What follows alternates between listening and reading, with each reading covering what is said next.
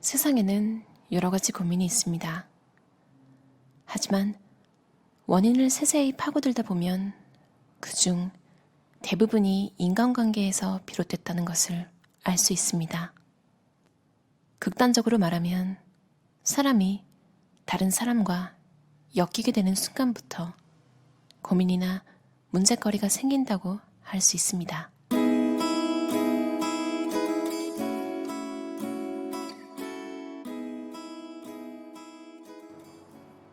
친구나 동료를 더 많이 만들어야 할 텐데 회의 분위기를 망치지 않으면서 내 의견을 제시할 방법이 없을까? 가기 싫은 회식이지만 참석하는 편이 좋겠지? 친구와 함께 있는 게 좀 피곤하지만 겉돌지 않으려면 같이 있어야겠지? 친구가 SNS에 글을 올렸는데 댓글이라도 달아야겠지? 어떤 사람은 이런 것이 고민의 축에도 끼지 못한다고 생각할지 모르겠습니다만 이것들은 소소해 보여도 실제로 많은 이들을 고통스럽게 하고 있는 문제들입니다. 저자는 원래도 좀 내성적인 성격이었는데 아버지 사업이 실패해가지고 말 그대로 온 가족이 산으로 야반도주를 한 거예요. 도저히 친구를 부를 수 없는 폐가 같은 오두막에 한 가족이 다 살은 거죠. 그리고 저자는 자연스럽게 히키코모리가 됩니다. 그 와중에 10살 차이가 나는 형이 있었어요. 형이 컴퓨터를 가지고 있었는데 학교를 간 사이에는 이 저자가 사용할 수 있었던 거죠. 저자 성격이 원래 내성적이고 혼자 있는 시간을 잘 보내는 타입이었기 때문에 스트레스를 받으며 누군가와 이야기하려 애쓸 필요도 없었고 눈치를 볼 필요도 없어서 행복하고 알찬 시간을 보냈다고 하네요. 컴퓨터 관련 사업가들의 어린 시절 이야기에 많이 나오는 스토리죠. 이 저자도 초등학생 때부터 이렇게 간단하게 컴퓨터 프로그램을 만든 거예요. 다른 친구들이 공놀이하고 숨바꼭질 할 때 이 친구는 집에 혼자 틀어박힌 거죠. 동네 가게 가면 아주머니들이 주파나를 튕기던 시절이었으니까 그때 치고는 굉장히 급진적인 거죠. 집도 뭐 산골짜기에 있었기 때문에 산신령처럼 살았대요. 인간관계 문제에 있어서만큼은 고민하는 것이 시간 낭비라고 생각합니다. 왜냐하면 우리는 바로 눈앞에 있는 사람의 생각조차 알 수 없기 때문입니다. 즉, 모든 유형의 인간관계 문제를 속 시원하게 풀 수 있는 정답은 없습니다. 정답 없는 문제를 붙들고 고민한다고 해서 답을 찾을 수는 없는 노릇이겠죠. 솔직히 말하면 저는 어렸을 때부터 다른 사람과 의사소통에 서툴렀습니다.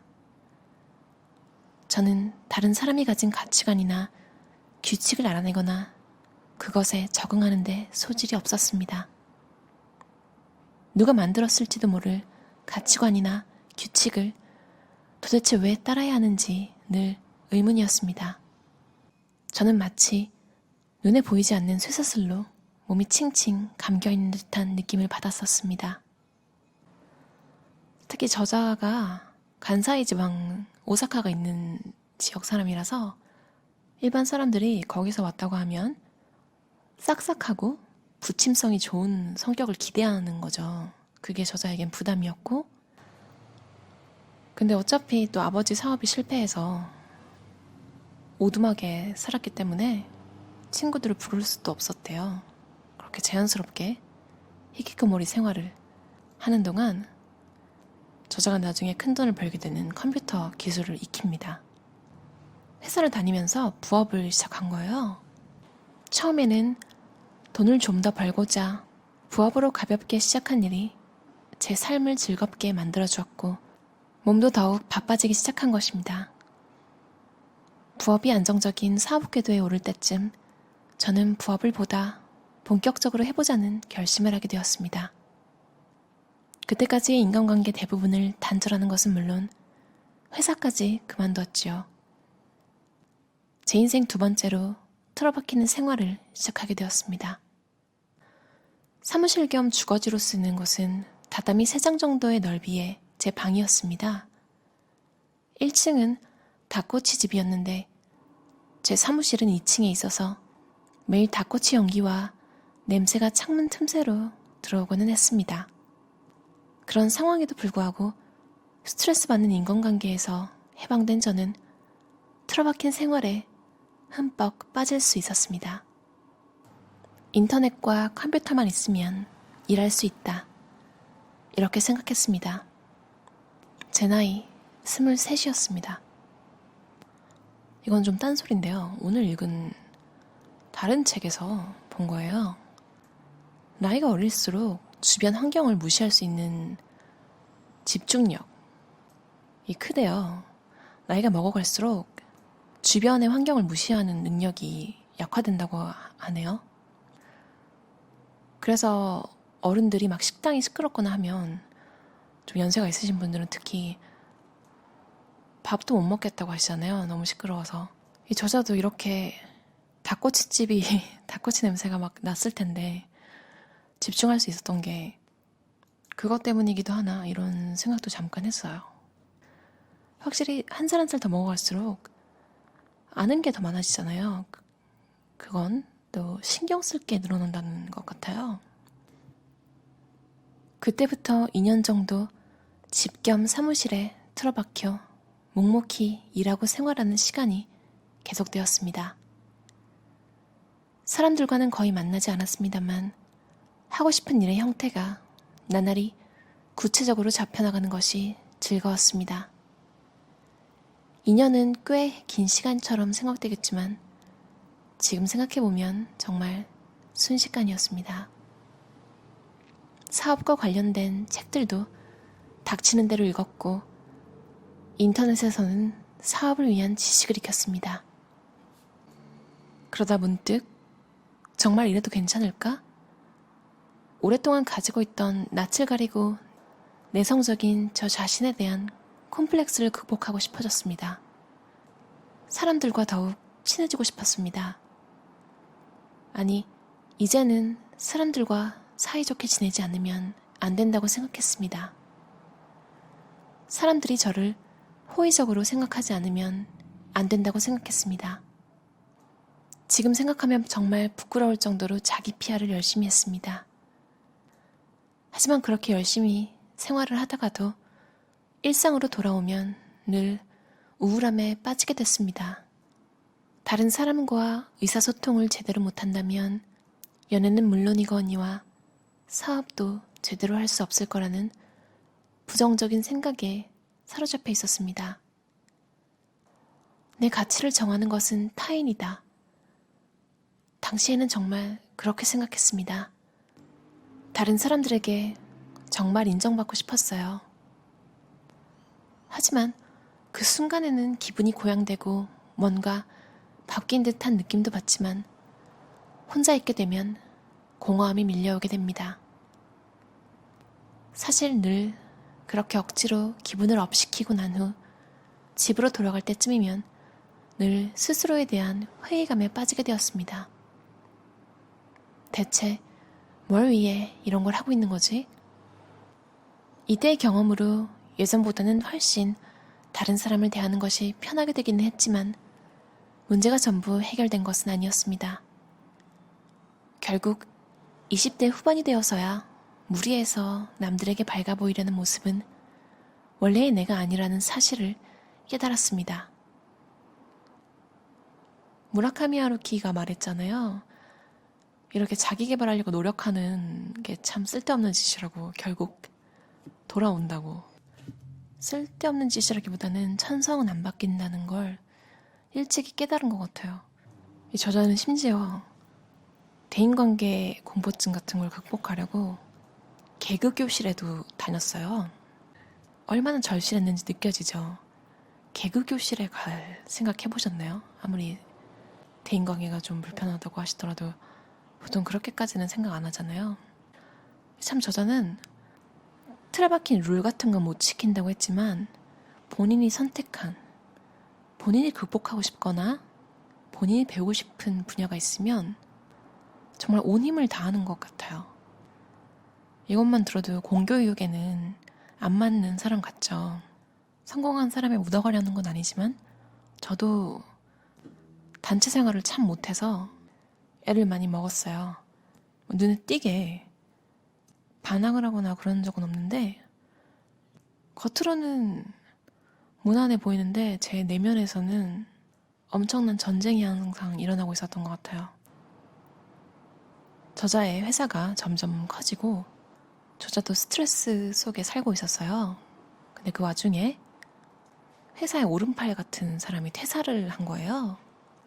신뢰하던 사람이 돌연 곁을 떠나게 되자 저자는 극심한 배신감을 느낍니다. 결국 저자는 경영하던 회사를 해산하기로 결정해요. 이제 세 번째로 틀어박히는 거죠. 이제 누군가를 위해 일하는 것은 관두자. 회사는 나 혼자만, 사무실은 집.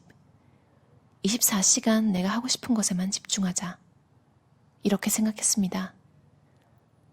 당시 저는 누구와도 엮이지 않고 모든 시간을 제가 하고 싶은 일에만 쓸 수 있다는데 행복감을 느꼈습니다.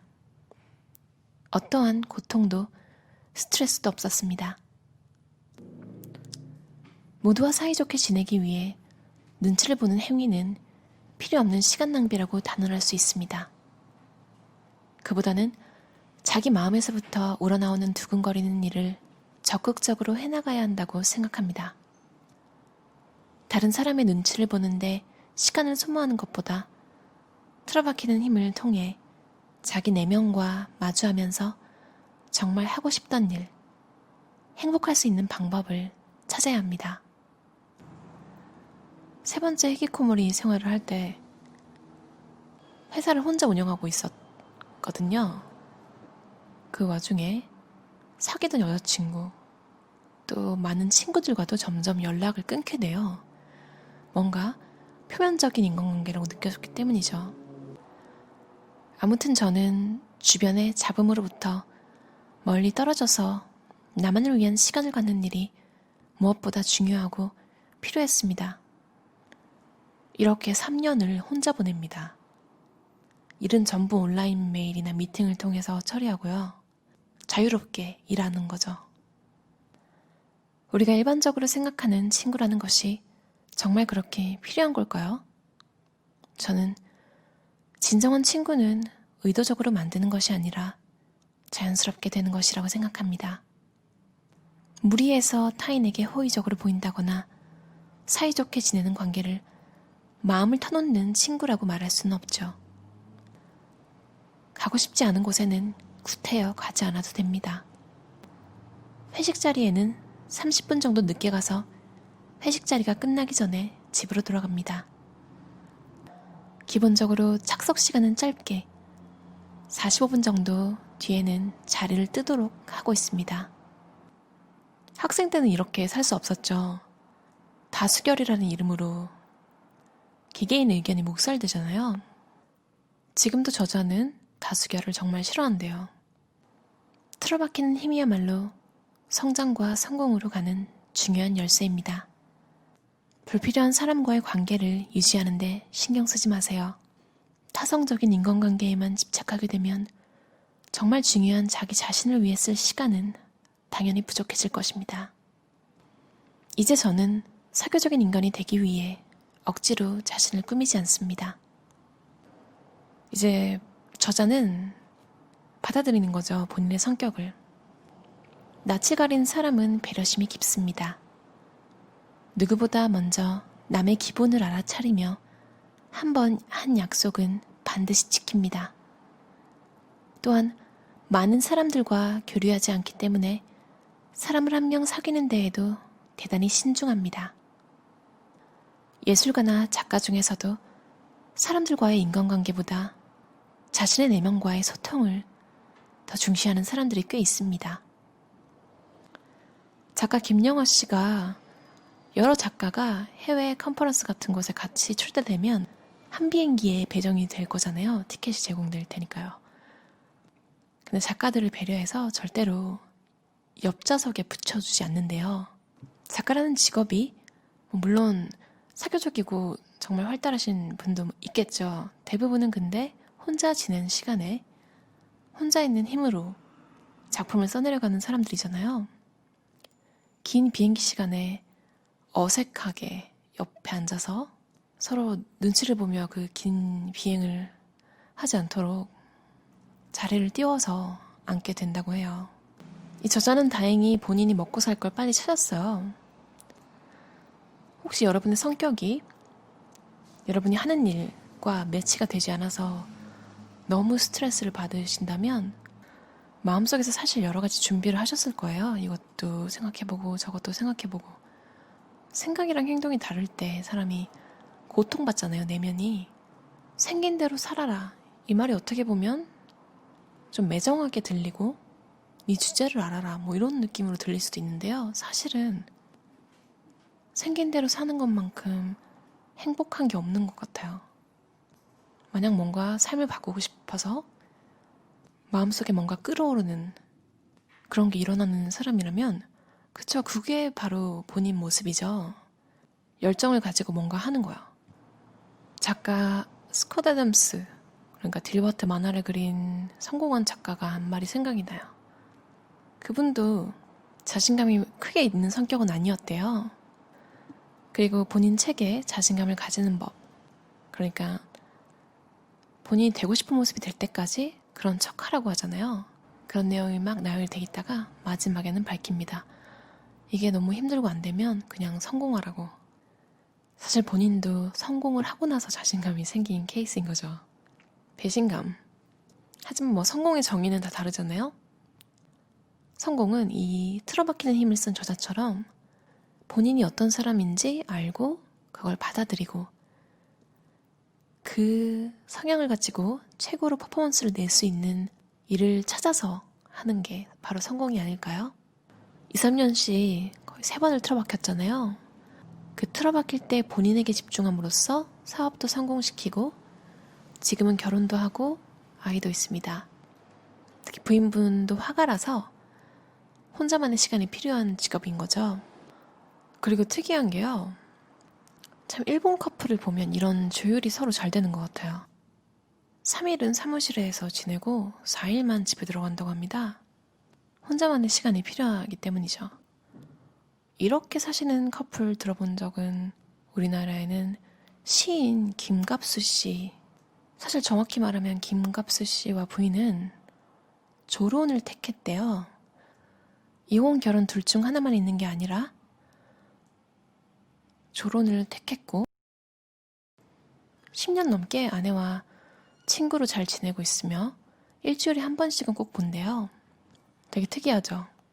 참 미래에는 다양한 삶의 형태가 더 나타날 것 같아요.